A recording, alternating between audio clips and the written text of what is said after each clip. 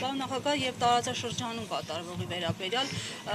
թեև առիթներ ունեցել ենք արձանագրումներ անելու ձեր մտահոգությունների վերաբերյալ, բայց տեսնում ենք, որ լարվածությունը ավելի է, այսպես գնալով Սաստկանում, նույնիսկ ավելի մեր սահմանների մոտ կատարվում են գործողություններ։ Համարժեք է արդյոք այսօր իշխանությունների արձագանքը, քաղաքական գործունեությունը, պահվածքը, հայտարարությունները, թե անախրոնիզմ կա։ Դեք բոլոր պարագաներում իրոք մեր հարևանությամբ ռազմական գործողություններ են տեղի ունենում եւ որևէ մեկը չի կարող կանխատեսել, թե այդ գործողությունները ինչպես կազդեն մեր իրավիճակի վրա։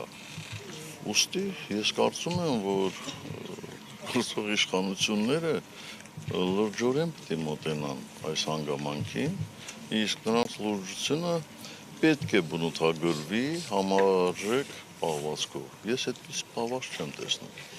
Պարոն նախագահ, այսօր սպարապետ Վազգեն Սարգսյանի ծննդյան օրն է, նախ ինչպես եք գնահատում այս տարիները առանց Վազգեն Սարգսյանի ֆիզիկական ներկայության, որտեղ այդուհանդերձ նրա գաղափարախոսությամբ շարունակվում են սերունդներ դաստիարակվել եւ Սասուն Միքայելյանը նշում է, որ սպարապետ Վազգեն Սարգսյանին սպանեցին, խփեցին այնպես, ինչպես փորձում էին Նիկոլ Փաշինյանին խփել։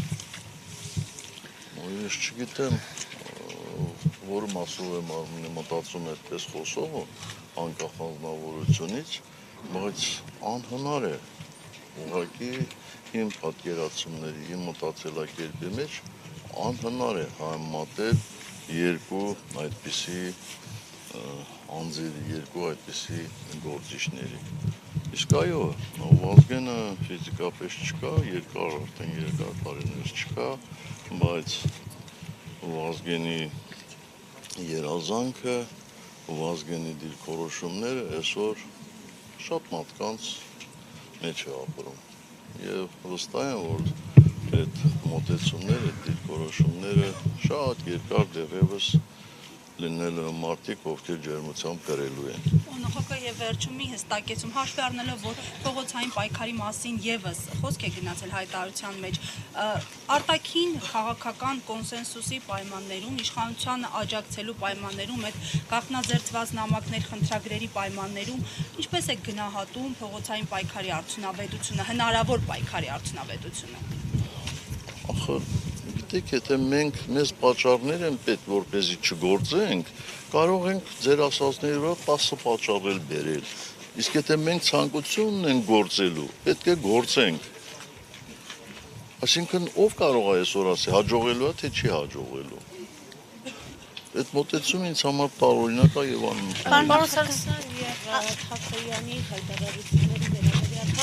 նա կարծես նախկին նախագահներին այսպես ասած թիրախավորել է, ինքը ասում է, որ որևէ մեկի հետ կապ չունի նախկինների հետ, սակայն իշխանությունից ասում են, որ նա եղել է ՀՀԿ-ի պաշտպանը եւ եղել է ՄԻՊ-ը։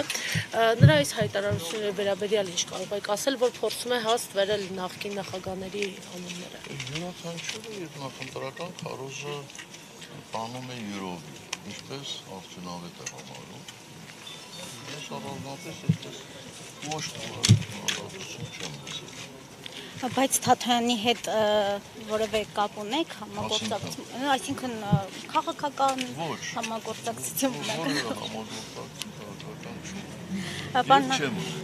Պարոն նախագահ, դուք ժամանակին ասել եք, ես չեմ պարտվել սրանց, ես պարտվել եմ շատ ավելի ուժեղ մարդկանց, շատ ավելի մեծ ուժերի, բայց չեք նշել, թե կոնկրետ ինչ ուժերի եք պարտվել։ Նշել եմ, այդ հարցազրույցում նայեք այնտեղ նշված է։ Լավ, հնարավոր է, որ Նիկոլ Փաշինյանն էլ է պարտվել ավելի մեծ ուժերի, ոչ թե դավադրապաշտական նպատակներ է ունեցել, ինչպես նրան է Արցախի հարցում եւ նմանատիպ, թե ինքը մենք հաղթել ենք։ Չէ, դե դուք այդպես չեք կարծում, չէ՞, որ ինքը Իհարկե չեմ կարծում, ոչ թե պարտվել է, այլ կապիտուլացվել է։ Իսկ ինքը արտաքին ուժերը չէին կարող մեզ կապիտուլացնել։ Իսկ ինքը ինչ դերակատարություն է ունեցել, որ այսինքն ինքը օգնել է, որ դուք պարտվեք։